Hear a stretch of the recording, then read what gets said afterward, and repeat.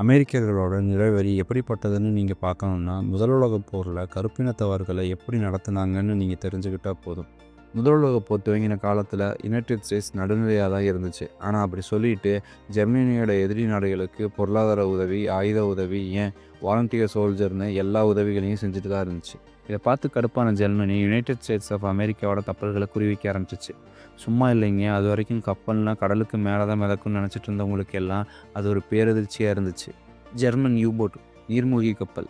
கடல் பரப்பில் அது பாட்டுக்கு போயிட்டுருக்க கப்பல் திடீர்னு வெடித்து சிதறி இருக்கு. ரொம்ப நாளாக எப்படின்னு தெரியாமல் ஜெர்மன் மெயின்டைன் பண்ணியிருக்காங்கன்னா பார்த்துக்கோங்களேன். இதுக்கு கடுப்பான நம்ம நாட்டாம அமெரிக்கா, அதாவது யுனைடெட் ஸ்டேட்ஸ் ஆஃப் அமெரிக்கா நேரடியாக போரில் இறங்குறேன்னு 1917 அறிவிக்குது. அப்போ அமெரிக்க இராணுவத்தில் நிறைய அமெரிக்கர்கள் சேர்றாங்க, கருப்பினத்தவர் உட்பட. அங்கே தான் அமெரிக்க நிறவெறி தென்படுது.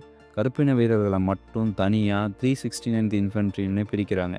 சரி, தன்னோட நாடு கூப்பிடுதுன்னு வந்த வீரர்களோட விசுவாசத்தை கூட பார்க்காத யுனைடெட் ஸ்டேட்ஸ் ஆஃப் அமெரிக்கா அப்படியே அந்த வீரர்களை கொத்தா தூக்கி ஃப்ரான்ஸ்கிட்ட கொடுத்துறது யுனைடெட் ஸ்டேட்ஸ் ஆஃப் அமெரிக்கா.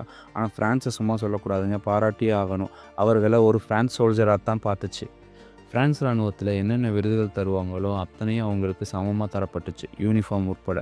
அதே மாதிரி அந்த வீரர்கள் உண்மையாக சண்டை போட்டாங்க. வேறு நாடுன்னு நினைக்காம தங்களோட முழு உழைப்பையும் தந்தாங்க. கிட்டத்தட்ட 191 நாள் போரில் பங்கெடுத்துக்கிட்டாங்க. இதில் பிரைவேட் ஹென்ரி ஜான்சன்னு சிறந்த வீரர் ஒருத்தருக்கு ஃப்ரான்ஸ் இராணுவத்தில் உயரிய விருதான க்ராய் த கிரே தரப்பட்டுச்சு. யுனைடெட் ஸ்டேட்ஸ் ஆஃப் அமெரிக்கா ஒன்றும் தரல. அது மட்டும் இல்லை, போர் முடித்து யுஎஸ்ஏ திரும்பின வீரர்களை வரவேற்க கூட இல்லை, பொதுமக்கள் உட்பட.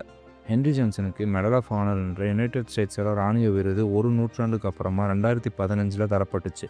அதுவும் யாரோட காலகட்டத்தில்? கருப்பின அதிபரான பராக் ஒபாமாவோட காலகட்டத்தில். மேலும் இது போன்ற வீடியோக்களை பார்க்குறக்கு என்னோடய சேனலை சப்ஸ்கிரைப் பண்ணிக்கோங்க. மறக்காமல் லைக் அண்ட் ஷேர் பண்ணிக்கோங்க. நன்றி.